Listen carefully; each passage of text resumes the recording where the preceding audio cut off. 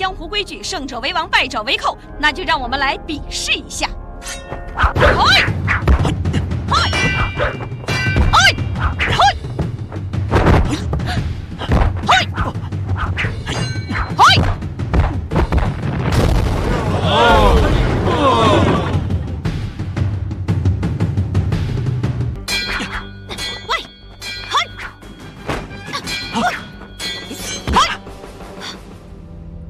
姑娘武功高强，令人佩服，不如一起合作共商大事。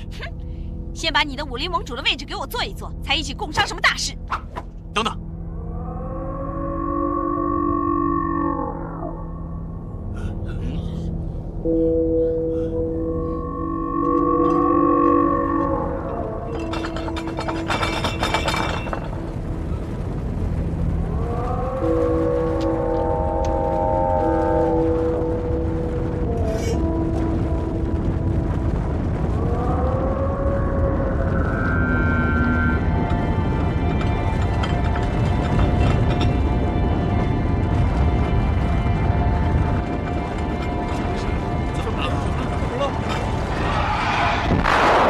小心！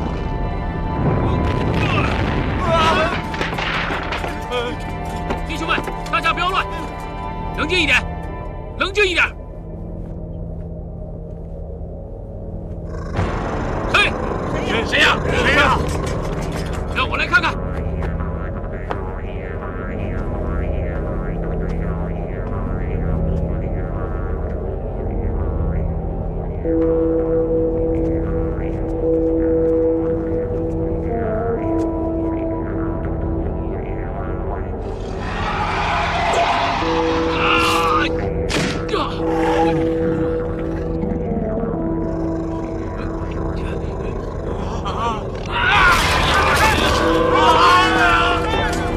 各位请冷静，都别动。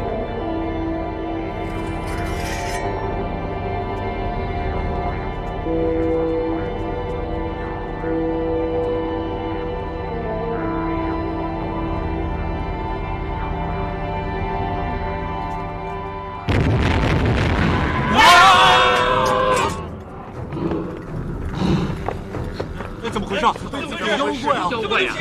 跑哪儿去了？是妖怪啊！在哪儿？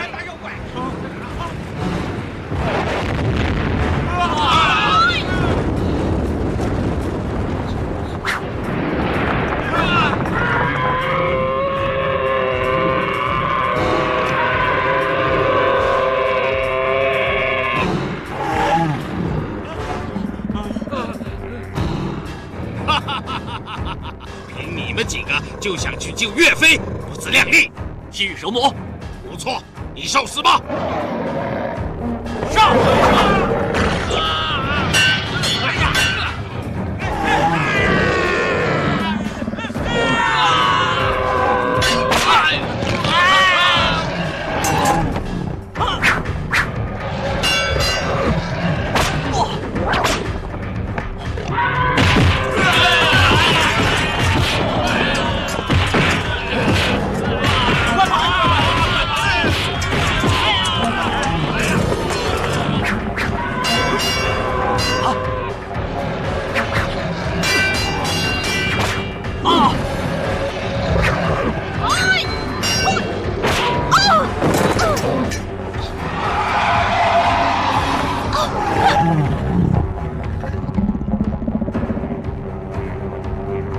不许伤害他！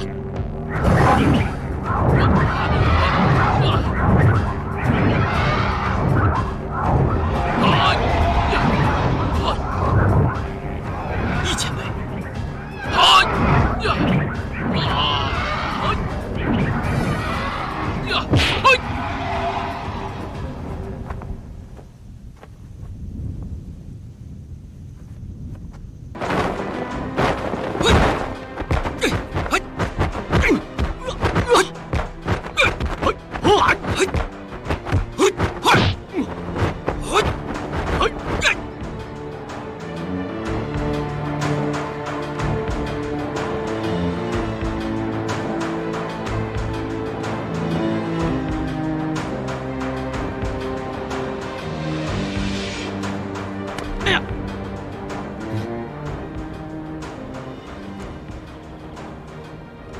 每逢扎马步就会腿软的，莫非是君宝？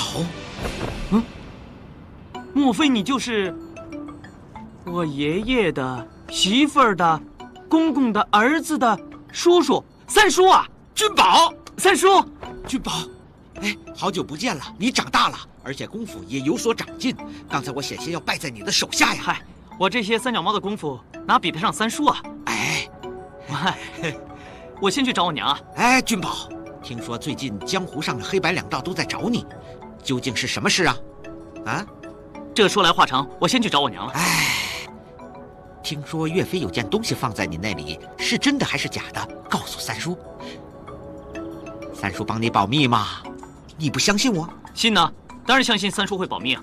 那就讲啊。不过我答应了别人要保密，所以一样不能说。哎，岳飞真的没有看错人。我从小就知道你绝非池中之物。等三叔有时间再多教你几招，怎么样？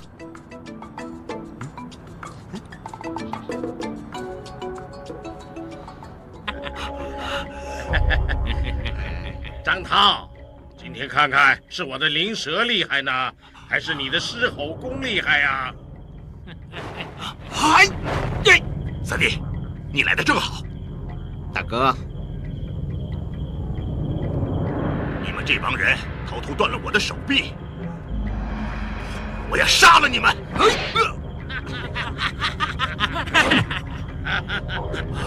背叛丞相只有死路一条。你。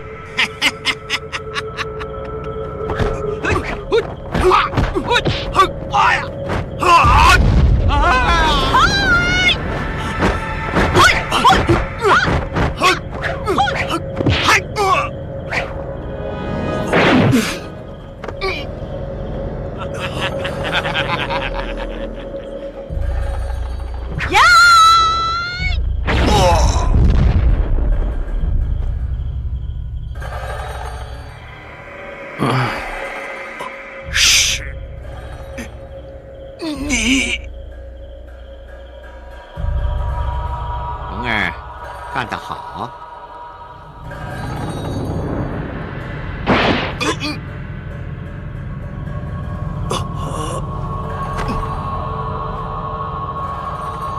这个干掉了，去看看另一个。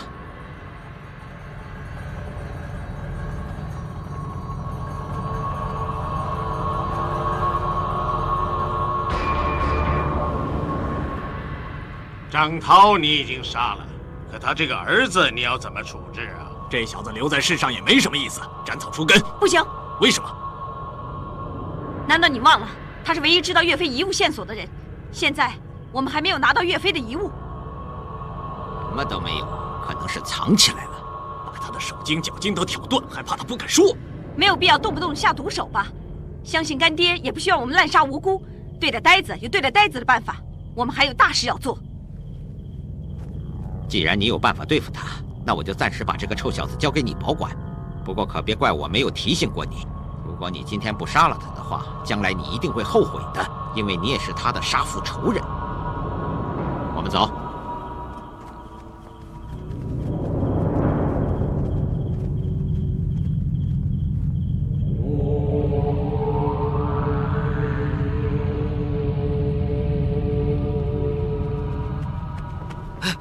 快走啊！我还要等着做法事呢。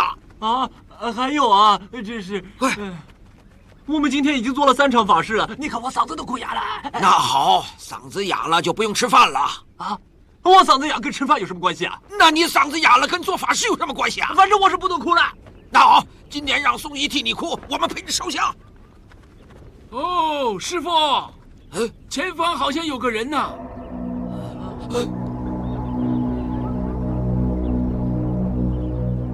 哎，是张涛啊！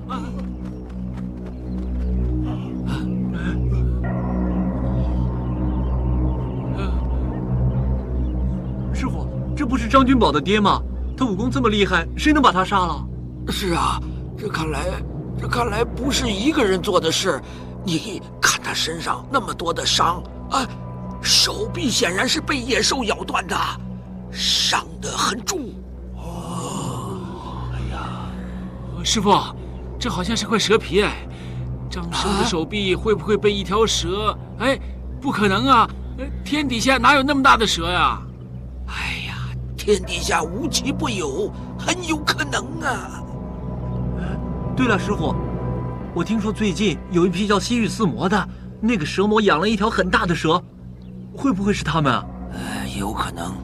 哎，我们还是把张涛的尸体收拾好，送给张家吧。我们不是要到董家去做法事吗？哎，张家比董家有钱，到张家做法事不是很好吗？而且我们连尸体都带上去了，这样我们能多收点劳务费嘛。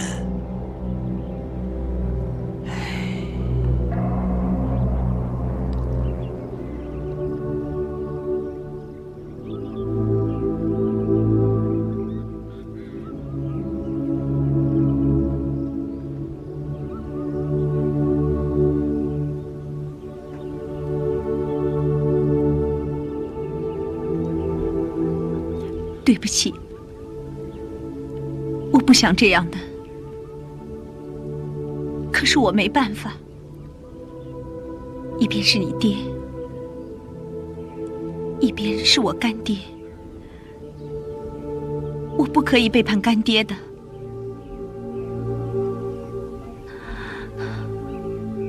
我只是想让你爹死得痛快一点，没那么辛苦。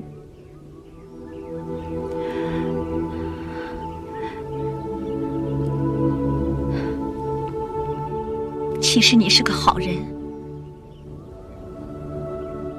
如果你早一点把岳将军的遗物交出来的话，就没有那么多事了。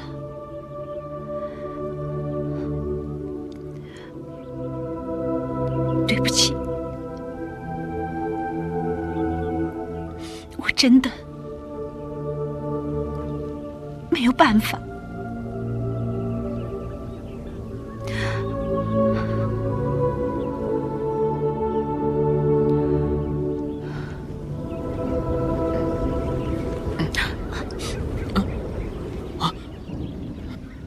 你醒了？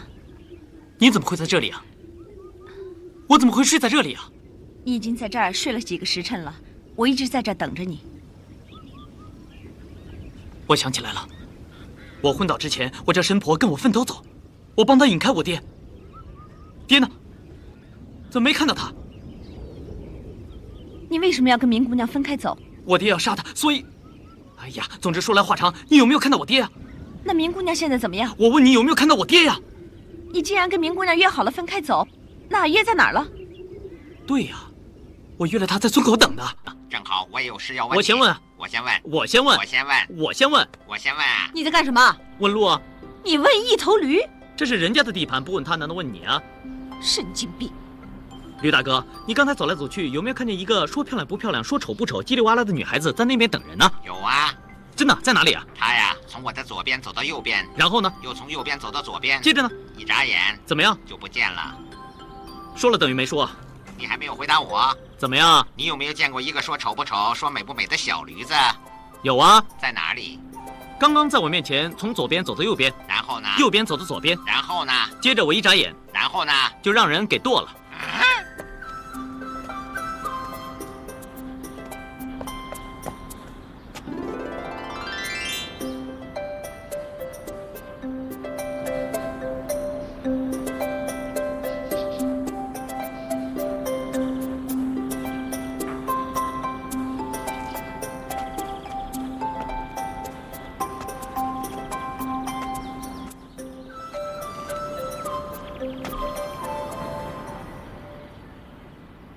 你不用那么着急吧？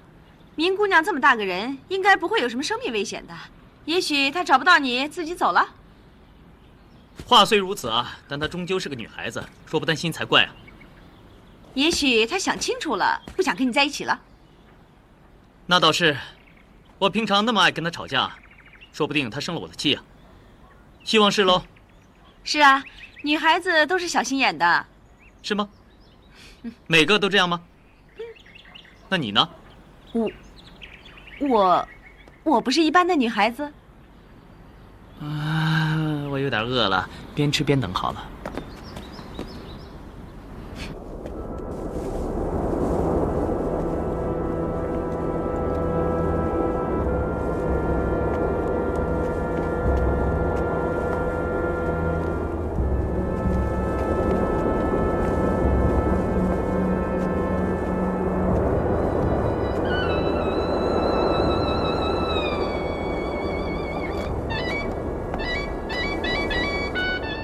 尘归尘，土归土，同等极乐。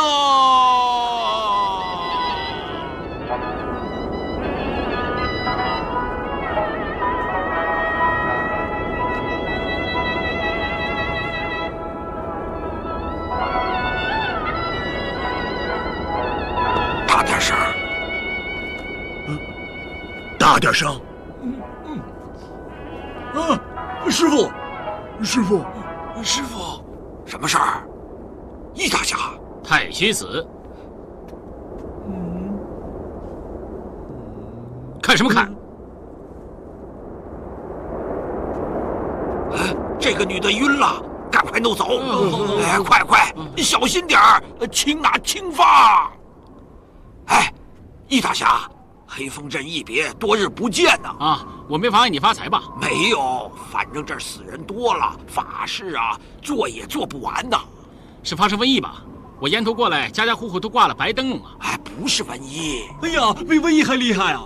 这里出现了凶残的恶魔呀！每天晚上都有妇女被那淫贼掳去，不光被他毁了，而且被他扒光衣服挂在树上。那些妇女不忍受辱，全都自尽了。我最讨厌那些不尊重女人的家伙了。那淫贼不管那些妇女岁数大小，上至老太太，下至小丫头，哎，都是那淫孽的对象，人人自危啊！甭说黑夜，就是白天也没人敢出去。喂，看看那个小姑娘，你知道她为什么把脸抹黑吗？为什么？她就是怕那个人认出她是女的，把她抓走啊！喂，那个淫贼啊，就像恶魔一样，哪里有妇女他就会到哪里呀，而且身手很快呀。我们就算有点功夫底子，还是无法抓到他呀。哎，莫说抓住他，就连看也没有看见他，简直跟恶魔一样。你看见那个小女孩没有？就是她，就是个例子。易大侠，易大侠，易大侠，易大侠，易大侠！不会吧？难道易大侠也被那个淫魔给抓走了啊？看来这个淫贼不仅喜欢女的，还喜欢男的。哎，不许胡说！看来这个易大侠一定是找那个淫魔去了。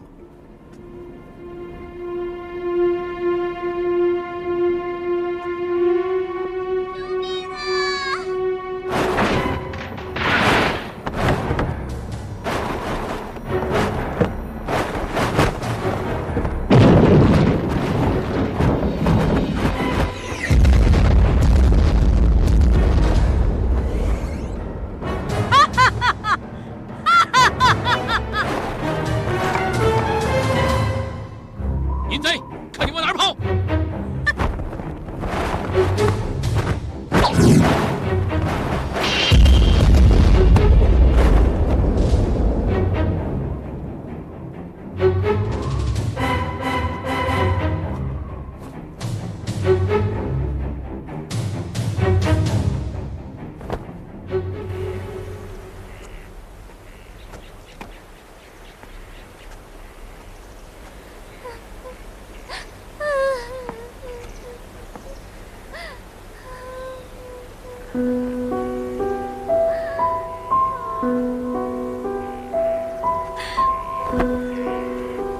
姑娘，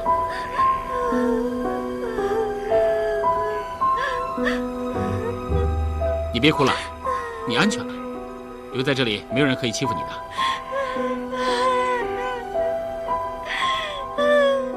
拜托你别哭了，你一哭我心里就乱了，我要跟你一起哭的。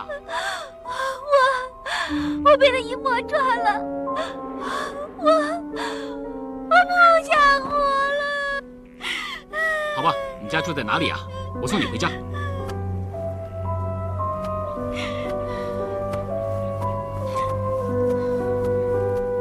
喏，你家快到了，别再哭了。昨天晚上的事情啊，就当它是一场噩梦，过去就算了。我唱歌给你听啊，唱完这首歌啊，你就会到家了。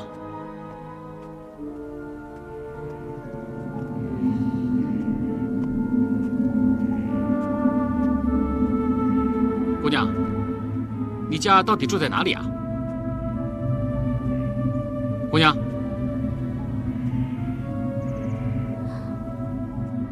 我可能迷路了，我好累。那我们休息一下再走吧。嗯。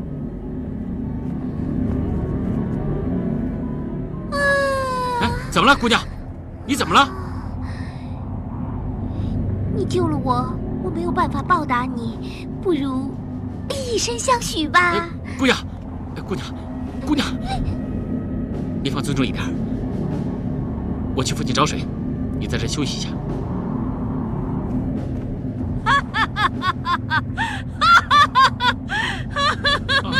你到底是谁？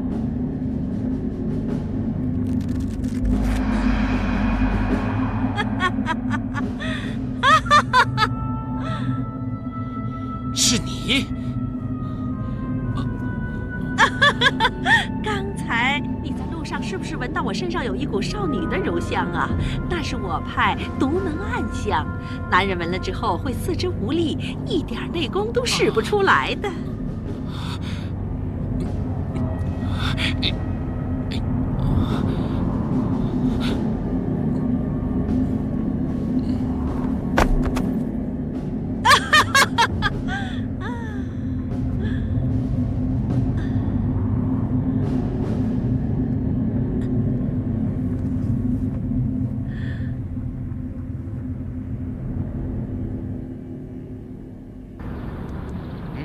我们吃点什么？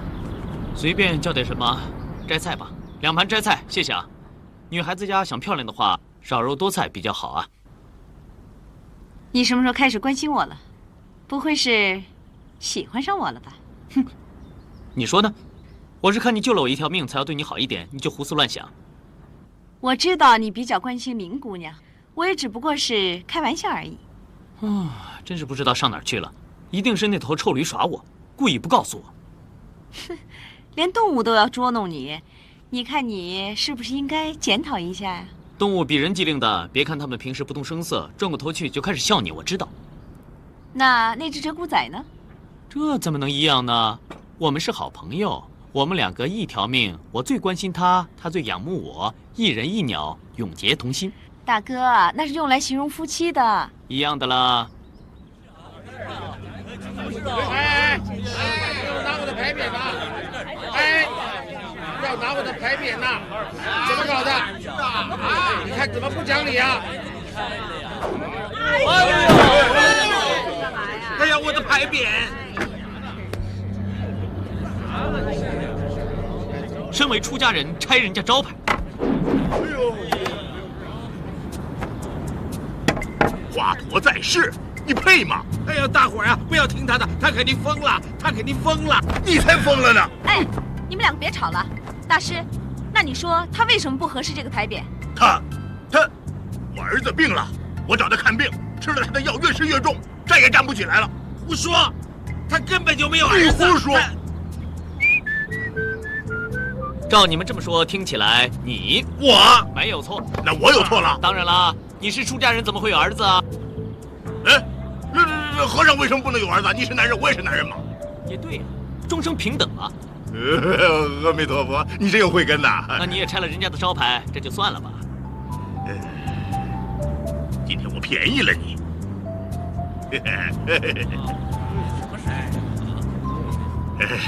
小兄弟怎么称呼啊？张君宝，你呢？我的名字啊，佛法无处不在，有名即是无名，无名即是有名，随便称我，不必执着。有名即是无名，无名即是有名，有儿子即是没儿子，没儿子即是有儿子。与君一席话，胜读10年经啊，高人。哎，我们还有正事要做，少说废话。好了，就这样吧。有没有见过？没有。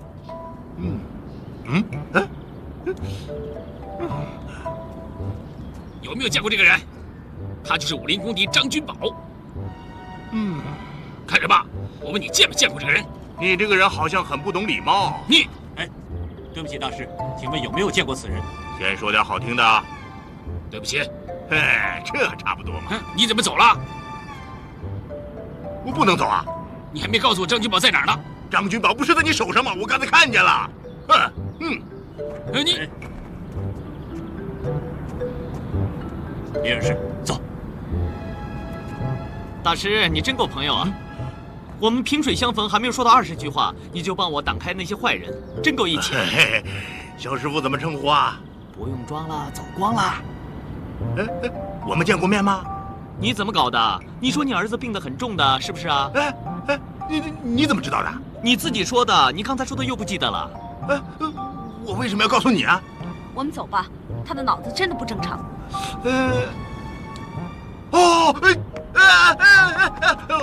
我想起来了，你是大夫，所以我才告诉你我儿子病了，是吧？大夫，你可得救救我的儿子！不是啊，我不是大夫啊！我的儿子，我不是大，帮帮忙吧！不会吧？你儿子病了，还把他放在柴房？没办法，他就喜欢这个地方嘛。哎，乖儿子，我给你请大夫来了，你的病很快就会好了。他就是你儿子？啊！我从集市上把他买回来的时候，他不吃不喝，又吃了那个华佗的药，站都站不起来了，我着急啊我。哦，那就简单了。喂，驴子，怎么称呼啊？我叫欢欢。欢欢，好名字。怎么瘫在这里有气无力的？啊，你会跟驴说话？不止啊，上至龙虎凤，下至蛇虫蚁，我都能跟他们聊的。好了，别再炫耀了，快去问问他得了什么病。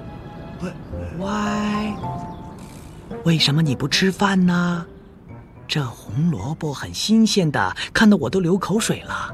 告诉我吧。问世间情为何物，只叫人生死相许。我的心心离开我了，我活在世上还有什么意思呢？哦，我儿子跟你说什么？一个字，请。哦，别说的天花乱坠，驴哪懂感情？你不要歧视这些动物，它们跟人是一样的，都会为情所困呐。胡说八道！小师傅，那你怎么帮助我儿子啊？简单，欢哥，告诉我，你的小爱人欣欣在哪里啊？本来我们住在一块儿，过着两小无猜的日子，谁晓得后来有人买走了欣欣，活生生的把我们拆散了。我活在这世上还有什么意思呢？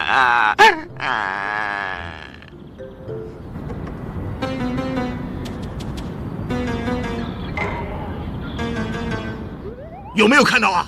看到了。糟了，有3头啊，哪一头才是啊？那怎么办呢？你在这里等我，我进去啊。喂，请问哪一头是欣欣呢？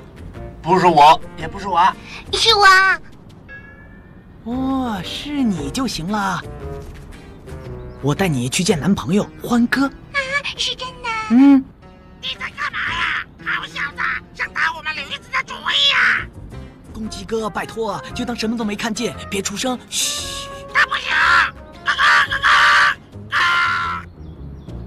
哥哥，哥哥！啊！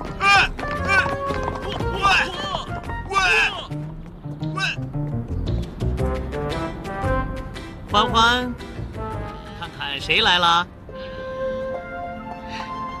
欣欣，欢哥，欣欣来了，我好想你呀，欢哥，我也好想你啊，欢哥，欢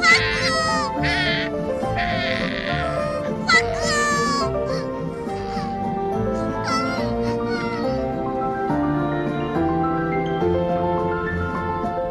别只顾亲热了，快吃点东西。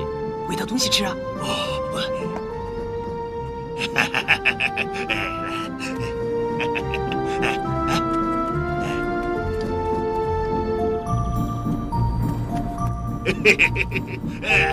他们终于吃东西了。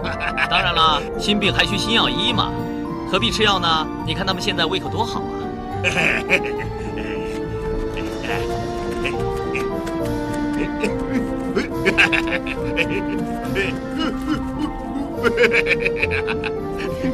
看不出驴也是懂感情的，真是难以相信。当然了，你以为像你一样一天到晚凶神恶煞，只会拿剑指人？你再说，小声点儿，别吵着人家温存呐。走了，傻瓜和尚。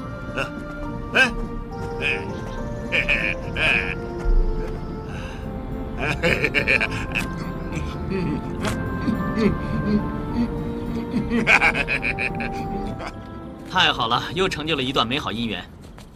你别忘记了，我们还有重要的事情要做。我没有忘记，要找飞龙将军。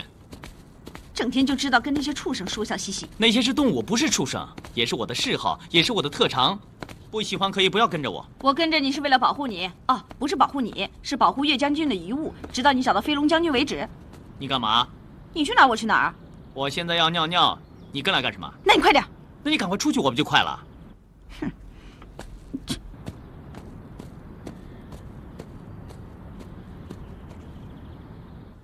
快点儿！好了，不要催了。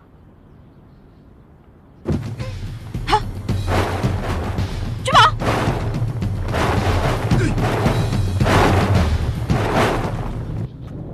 不用追了，那人轻功超凡，你追不到的。什么人？会对君宝不利的。怎么了？心疼那小子了？闭上你的臭嘴！别假正经了。这几天我们跟着你们两个，只见你跟张君宝打情骂俏，就不见你追查岳飞遗物的下落。我那也是为了博取他的信任，我自有我的办法。我以为我们的红娘是个淫娃荡妇，原来你也不遑多让。我懒得和你们两个纠缠，既然张君宝已经失踪了，那我们就分头行事，各找各的。这倒也好，不再喜欢那个疯子，没人跟红娘争了。什么？倚天行在红娘手上？怎么自己看不上眼，却舍不得放给别人享用吗？废话少说。好，我来告诉你，那个姓易的疯子就在大寺庙附近的村落，是死是活就不得而知了。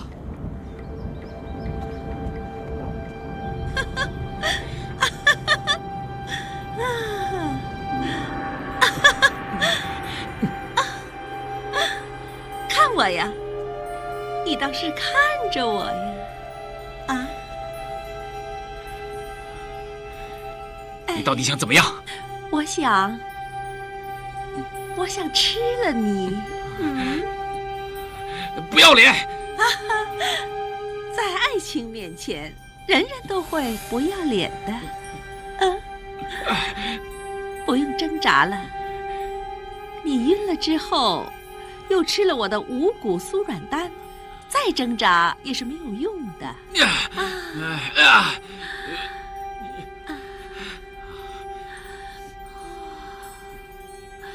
好一个男生啊！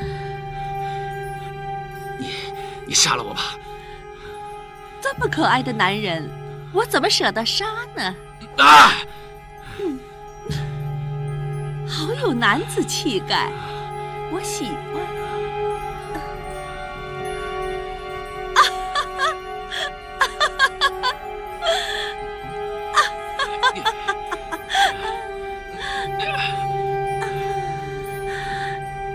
红娘，你不要乱来。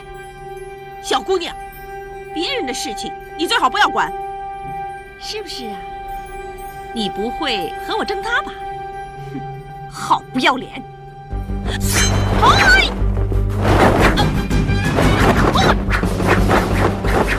龙，小心！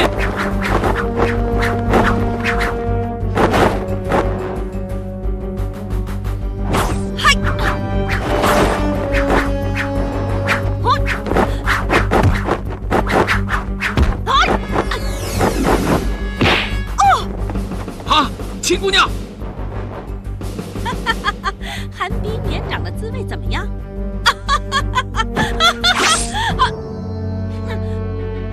我的血影银针又如何？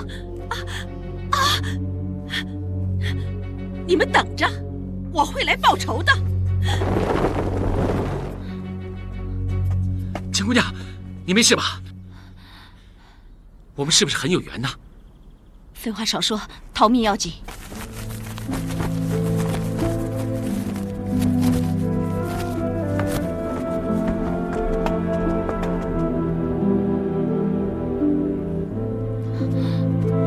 忍耐点，我们都受伤了，不是红娘的对手了。我觉得好冷，心里寒，我开始喘了。你走不动了？我觉得好冷啊。我有件事情想问你，你先回答我，你刚刚为什么要救我？你不要问了，我们快点走吧。我一定要问。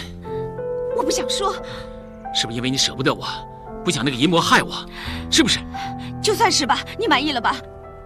快点帮我找点厚的衣服，我实在太冷了，我受不了了。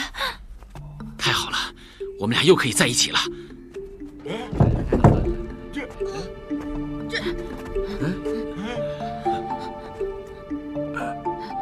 二位这是？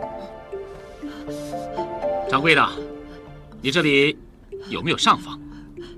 对不起，我看这姑娘病得很重，浑身打哆嗦呀。少啰嗦！她得不得病，关你什么事啊？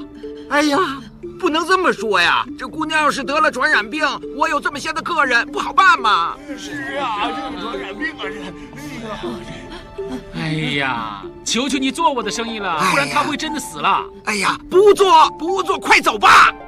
我再问你最后一句，到底有没有房间？没有。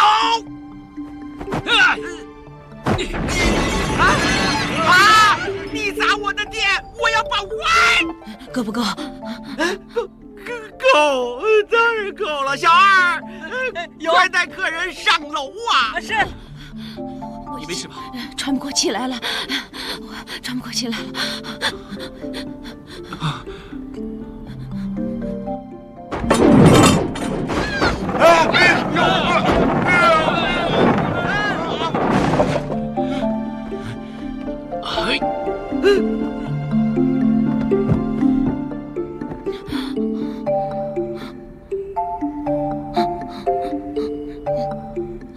你要干什么？我要帮你人工呼吸啊！我不要，我不要！不行，你就快喘不过气来了。我不要，我死也不要，我不要！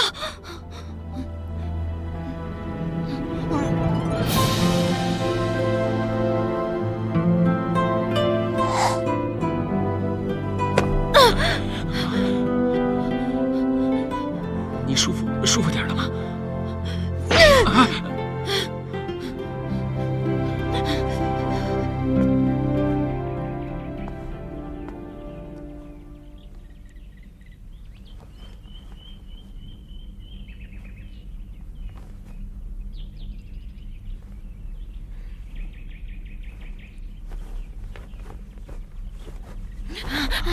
你要干什么？你已经昏迷10个时辰了，我半步都不敢离开你啊！你走开。好，我走开。你只要不运真气就好了。要是运了真气的话，你的寒毒会扩散的越快。你想干什么？我要练功，把寒毒逼出来。千万不能用真气啊！红娘已在你的体内种下了寒冰绵掌，这是她的绝招啊！此乃至阴至毒的寒毒，你越是运动想逼走它，它越会在你的体内扩散的越快，把你的真气都吸光了。到时候你体内的阳火熄灭，寒气散发，你就会全身结冰而死的。那怎么办？事到如今，只有想办法保住你的体温了。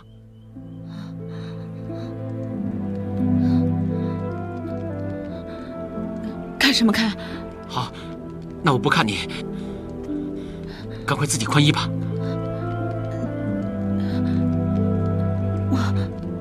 我真的要禁欲吗？你当然要禁欲了。随着太阳的下山，你的寒毒会越来越盛的，尤其是在半夜，你的寒毒之气会越来越盛，你的身体会结冰而死的。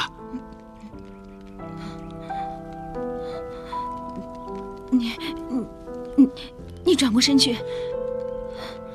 你放心吧，我倚天行绝不会趁人之危的。你虽然是我心爱的女人，可是我也要你心甘情愿地爱上我，这样才是真爱，这样我们才会天长地久，才会幸福的。你赶快更衣吧。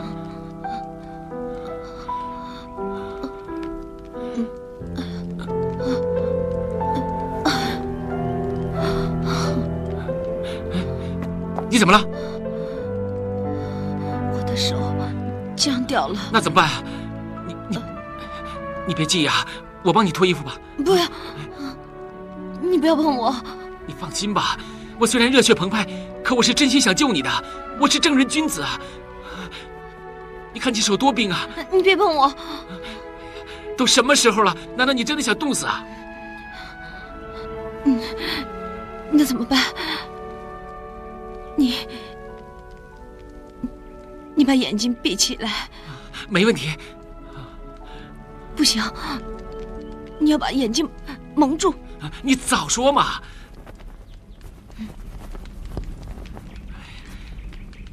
你不能偷看。你要是偷看，你要是……我要是对你不礼貌，我也会死给你看。那我来了。你做什么？我看不见呐，我看不到。你不要乱碰。我没这个意思。那你告诉我，在哪里好了？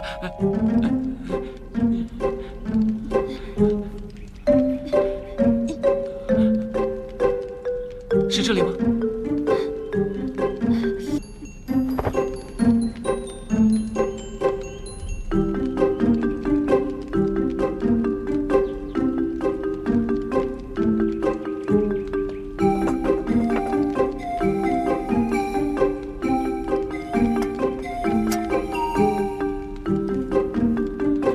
你的水大概没那么烫了吧？我帮你加火呀。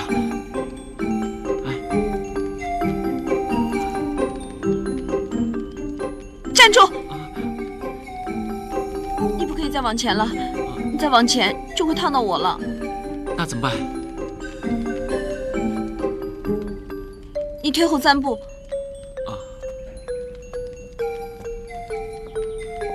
取下眼罩。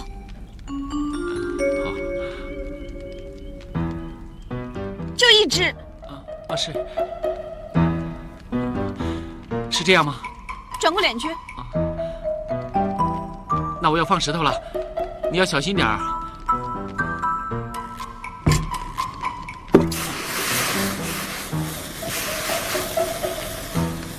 你现在好多了吧？浸了1夜，好了许多。你用热水浸泡，只是暂时的保命方法。如果你想要彻底的清除寒冰之毒，就必须用明鉴山庄的林井之水来做药引。谢谢你。你也会谢我呀？转过身去。平常你虽然疯疯癫癫的，但也算是一个正人君子。那是当然了。你终于开始欣赏我了，总算没有枉费我的一片苦心。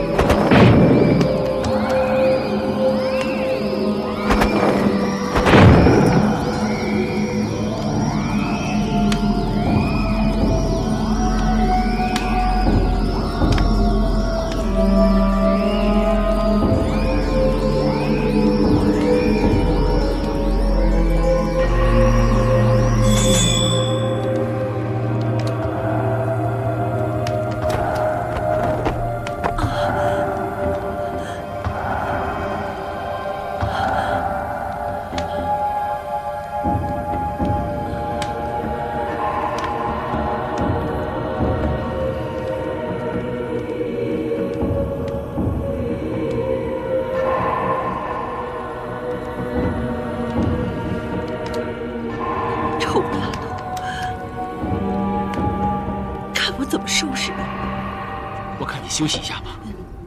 不要，胡娘被我们伤到，她一定不会放过我们的。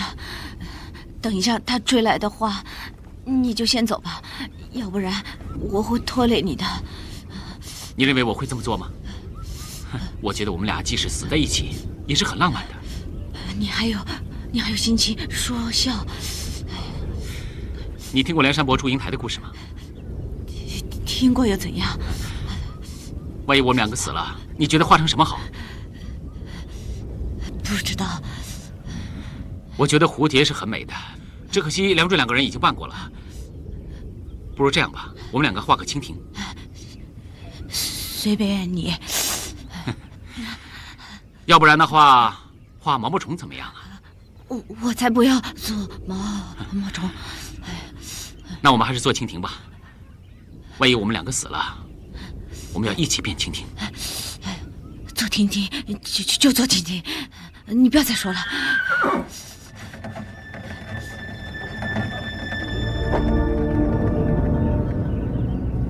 驾！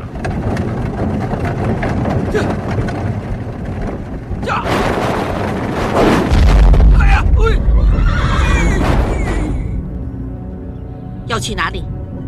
到明剑山庄。嗨！哎呀！想走？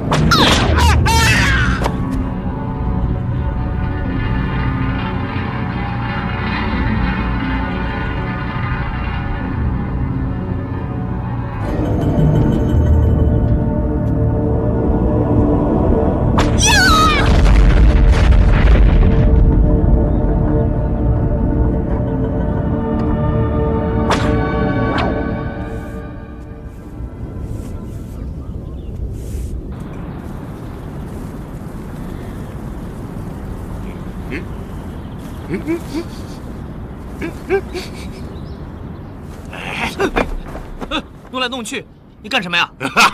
你终于醒来了。怎么凉飕飕的？没头发当然凉快了，你慢慢就习惯了。谁没头发？我没头发了。那还好啊。你也没头发，摸摸看。你说笑的吧？摸摸看。早知道你耍我啊，比以前还要浓密呢。还有胡须更浓了。这是马毛啊，马毛。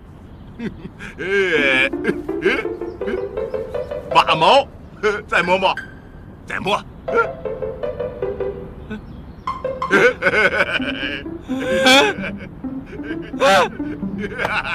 你帮我剃的？对，我剃的。你知道头发对我有多重要吗？废话，头发有什么重要的？没了头发，我就不能再见到我的刘海了。这么呀？没了头发，我就不能再抓头了。可以挠啊。没了头发，我就不能再换发型了。可以换着帽子戴帽子。我会哭的。我不信，3000烦恼丝，剃光头你就会哭。我真的会哭的。你会哭？不信。我哭得出来，是不是就把头发还给我呀？啊？你哭我就把头发还给你。你哭，哭啊！小师傅，小师傅，哎呦，小师傅，别哭！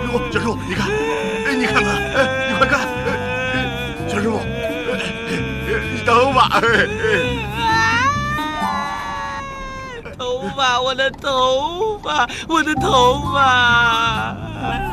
小师傅，在少林寺师傅不剃头是很惹眼的。少林寺？你骗我！这里跟图书馆似的，怎么会是少林寺呢？这儿是少林寺的藏经馆，当然有很多书了。我真的在少林寺啊！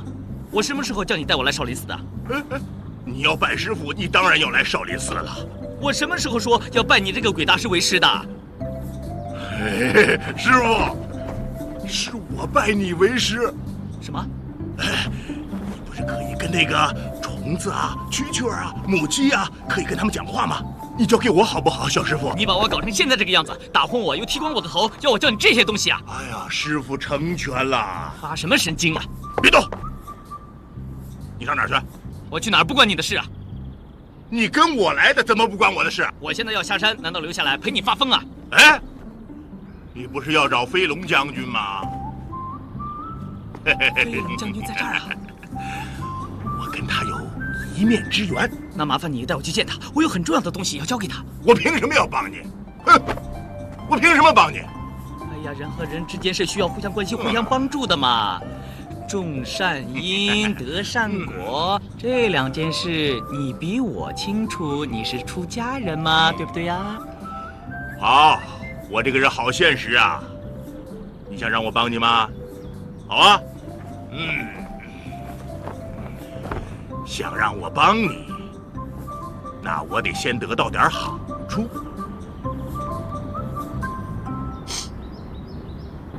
哎，我从小在道观长大，从早到晚都被师傅丢在田里，所以猫啊、狗啊、牛啊、羊啊、青蛙啊、小鸟啊，都算有份儿把我带大，所以我每天才能够跟他们沟通。总而言之呢，这个东西是没得教的。这么说你是不想教了？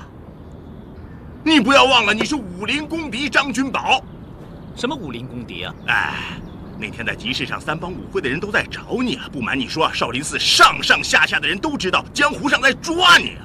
不要随便乱讲啊，小孩子是吓不得的。雷电帮的帮主已经把你的画像画出来，给了住持大师。不管谁看了这个画像，都会把你抓出来，把你拉出去公审。你不要相信他们，我绝对没有拐跑我爹的妾室啊！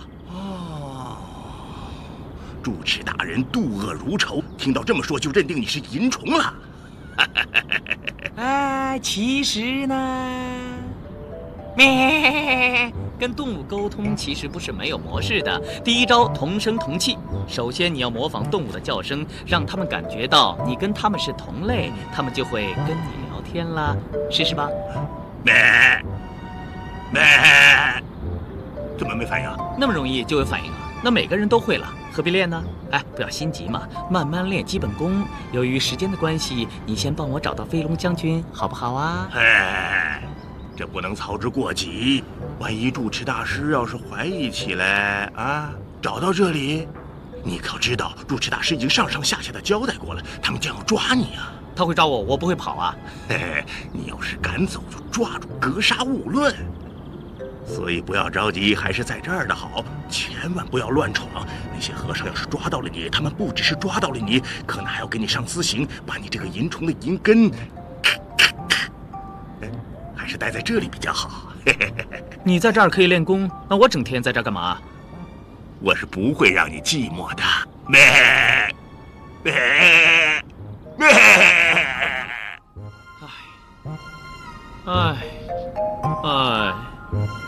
搞什么东西呀？你不是天天喊闷吗？这么多经书，你一天抄1本，我准保你忙个10天半个月。抄经书？我又不是和尚。这是善缘，你多抄1本经，就多结一点缘呐。那我多添香油钱也是一样的，我去后山走走。不行。为什么不行啊？我说不行就不行。你说不行就不行。现在你是师傅还是我是师傅啊？你是武林公敌，我不是。那又怎么样啊？我一喊住持大师带着那些徒弟来找到你，我就不信你敢，我就不教你怎么跟动物说话。你不教我就喊，你试试看呢。来人呐！来人呐！我怕了你了。不用全部抄完吧？等我学会了和动物虫子说话的本事，你就不用抄了。算你狠，我的字很丑的。没关系，最重要的是心意。喂！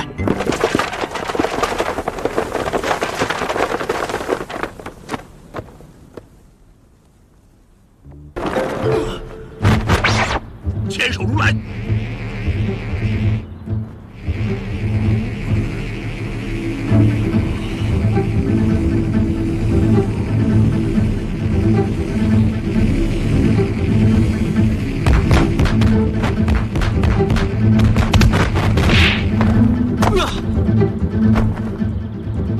你还跑吗？我决定不走了。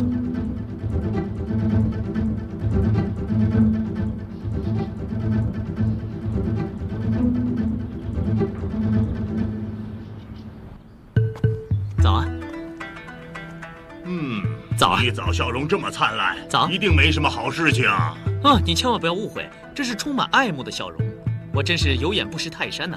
原来大师你身怀绝技，我有眼无珠，不好意思，不好意思。我身怀绝世武功，你说笑话吧？我绝对没有说笑话。昨天大师你露了一手千佛如来手掌，看得我惊天地泣鬼神，我决定以最大的诚意拜大师你为师啊！你想让我教你武功？没错，把这个拿上来。没问题呀。看大师你平常人这么好，我看你一定不会私藏的，对不对呀？你马屁拍得这么精明，真是厚颜无耻，够厉害。最重要的就是师傅你那个手掌啊！你讲什么我听不懂，我不会武功。你不要再骗我了，我才没工夫跟你玩呢。你想学武功，到那个罗汉堂去学，我就是在那儿念经的，我不懂什么牵手，什么葡萄掌。不可能的。昨天在后山，我明明看到你使出千手如来佛掌阻挡我的。我去过后山？我没去过后山，你不要胡说八道。不会吧？你的记性太差了吧？我看你还是留在这儿，好好的抄经念佛，不要乱想，不要胡思乱想，也不要到后山去，啊！你看他是真傻还是假癫？阿弥陀佛。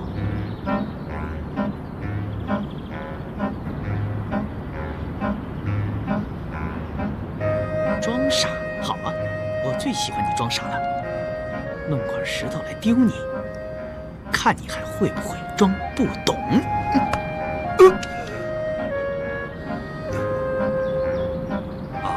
原来是身上的一块小石头啊！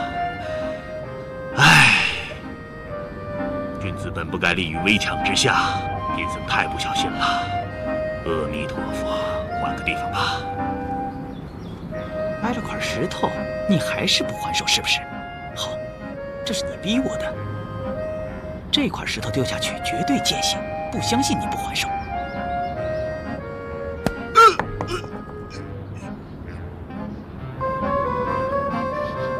喂，你也是神，他也是神，贫僧已经躲着你在一边坐了，你还要这么凶吗？还要拿石头砸我？阿弥陀佛，阿弥陀佛。啊！牵手如来！啊！哦！牵手如来！牵手如来！哇！牵手如来！啊！果然是高手，这样都不肯出手。好，臭和尚，死都不肯露出真功夫。臭和尚，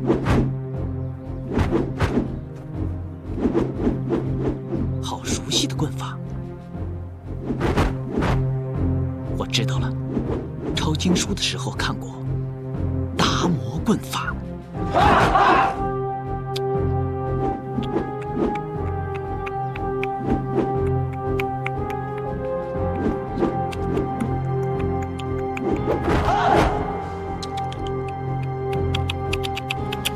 你是干什么的？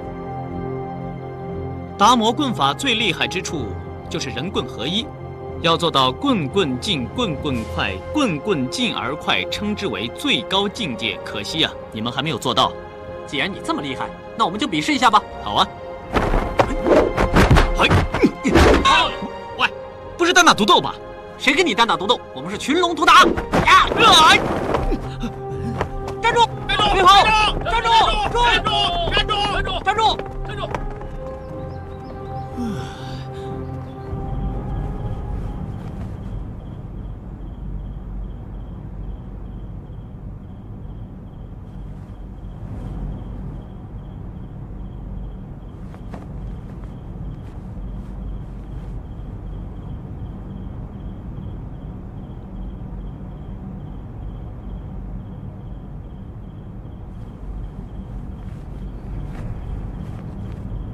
你干什么呀？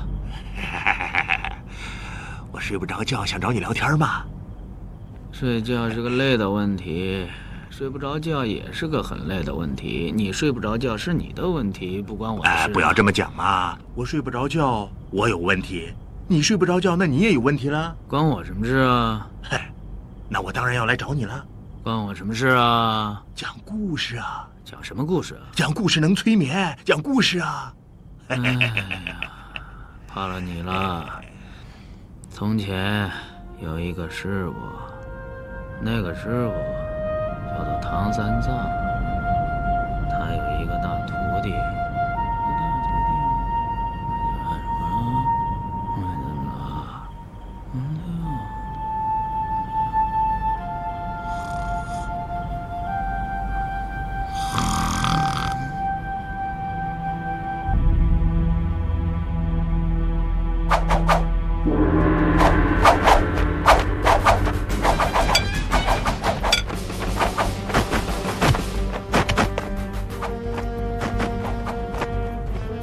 你真贼呀！想不到白天装失忆，晚上又这么有劲儿。来得好，我正缺一个好对手。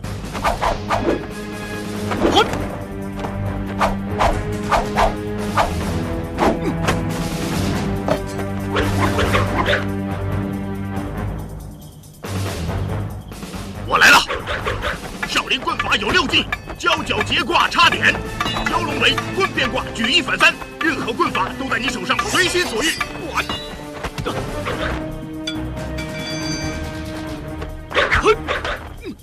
少林刀法对佛家刀法，我